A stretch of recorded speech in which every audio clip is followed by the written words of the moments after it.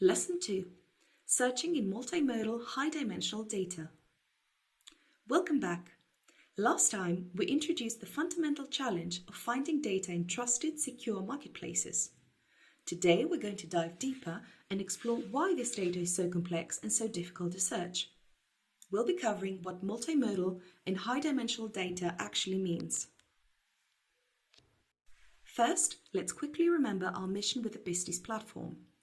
The most important rule is that data owners keep their data safe and private. This means we have to find a way to search for valuable datasets without ever seeing them directly. As we discussed, our solution to this is a two-stage process. First, we retrieve a broad list of candidates, and then we re-rank that list to find the best match. But before we get into how we do that, we need to focus on the raw material of this challenge, the data itself. Any powerful search system really needs to handle two different jobs. The first is metadata research, which is like using a library's card catalog. It's perfect for searching things you can't see, like dataset titles, user tags, or descriptions using simple keywords. The second, and far more powerful job, is content search. This is like showing a librarian a picture and asking him to find similar books, not just books with that word in the title. This method searches the actual, hidden data for similarity. While that simple metadata search is essential, it's this content-based search that is truly transformative. By using advanced techniques like vector search, we unlocked what's called a query by example feature.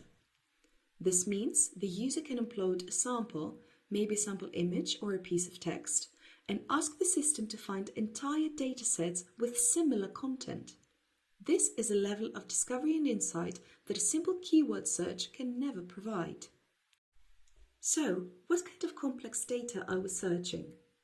The first type is multimodal. Multi simply means many, and modal means type. So multimodal data is just information that comes in many different formats, all describing the same thing. Think of a single dataset in the PISTIS marketplace. It might contain images, text descriptions, and even tables of data. To find the most similar dataset, we need to be able to search across all of these different data types at the same time. This creates an obvious problem. How do you compare an image to text? You can't directly compare the pixels from an image to the words in a review. It's like comparing apples and oranges. The solution is that we need a universal translator. We use advanced models to convert every piece of data, whether it's an image, a sentence, or a number, into a common mathematical format. This format is called a vector or an embedding. This process turns everything into a long list of numbers, and that is something a computer can finally compare. This brings us to our second challenge, high-dimensional data. A dimension is just a feature of a characteristic we're measuring. For example, a single point on a map has two dimensions, latitude and longitude. A house listing might have 10 dimensions, like price, number of bedrooms, square footage, and so on. Now, consider a single modern data asset, like a high-resolution image or a complex user profile. That vector we just talked about, it can have thousands or even millions of dimensions. You would logically think that having more details would make searching easier, but it's actually the exact opposite. The problem is so famous in computer science it has a name, the curse of dimensionality. Here's an analogy. Finding your nearest neighbor on a simple line is easy. Finding them on a flat map is pretty simple. But what about finding your nearest neighbor in a city with thousands of different features, like their job, all their hobbies, their age, their income, and so on? Suddenly, everyone is so unique that they seem far away from everyone else. This is the problem. In high dimensions, everything seems to be far apart from everything else.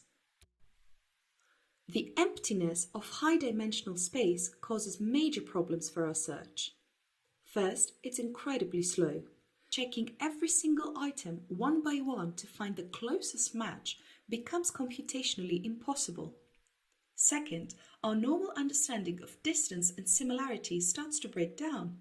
This means we simply cannot rely on traditional database techniques. They just don't work here.